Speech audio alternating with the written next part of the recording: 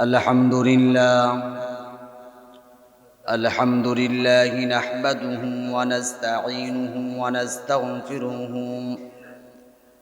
ونعوذ بالله من شرور أنفسنا من يهده الله فلا مضل له ومن يضلله فلا هادي له ونشهد أن لا إله إلا الله وحده لا شريك له ونشهد أن محمدًا عبده ورسوله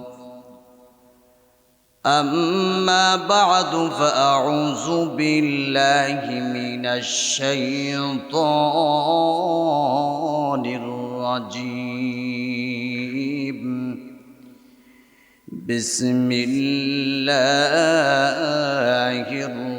الرحمن الرحيم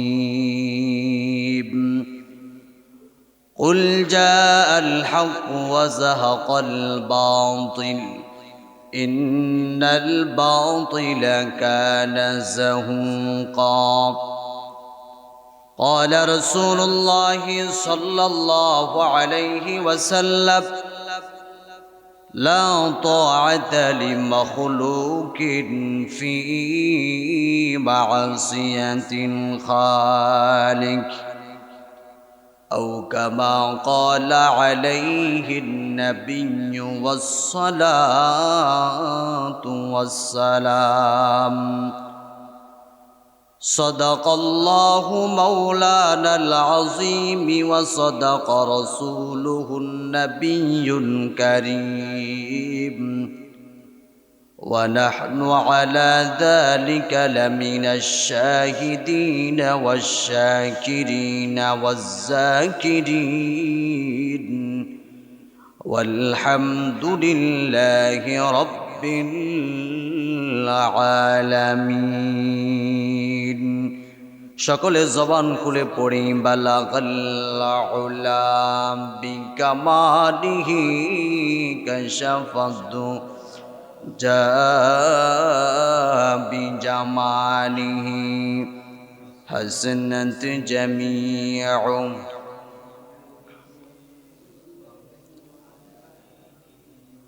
رہے میرے مسکن حوالی کعبہ بنے میرے مدفن دیار مدینہ بلغ العلا بکمالہ کشف الدجى بجمالہ حسنت جمیع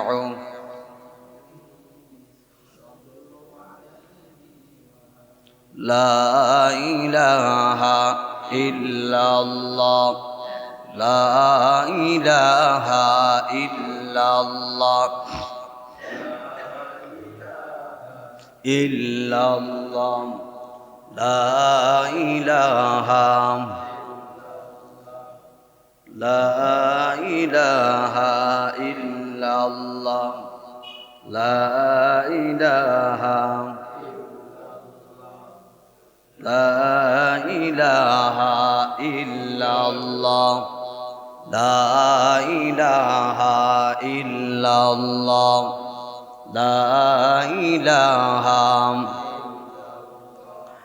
لا إله إلا الله لا إله إلا الله لا إله বাইজান বহু দূরে মদিনা আমরা কেমনে যাব জানি না বহু দূরে মদিনা আমরা কেমনে যাব জানি না দয়াল আল্লাহ দয়া করে দয়াল আল্লাহ দয়া করে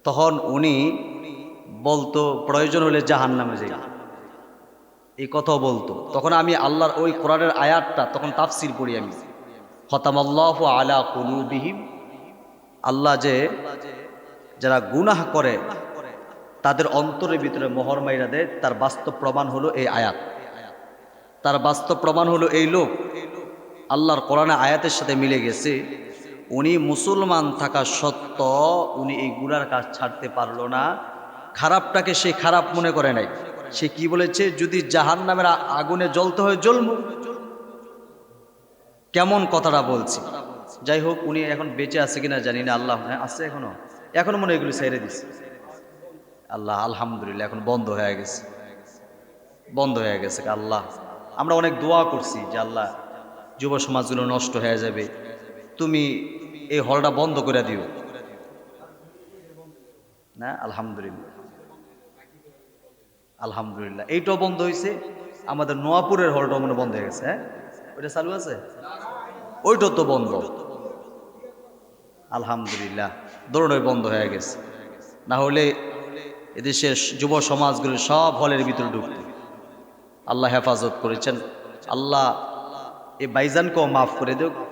আল্লাহ রব্বুল আলামিন তার গুনাহগুলো মাফ করে আল্লাহ তাকে হেদায়েত দান করুক, আমরা দোয়া করি। তো যেই কথাটা বলতেছি যে এখানে মাদ্রাসা মসজিদ, এখানেই জুয়ার আড্ডাখানা, সিনেমা হল। তো আল্লাহ যে বলেছেন কুলজা আল হাক্কু ওয়া যাহাকাল বাতিল, হক আসলে বাতিল পালায়ন করতে বাধ্য হবে। তাহলে এমন কেন, একটু ভালো করে বুঝতে হবে।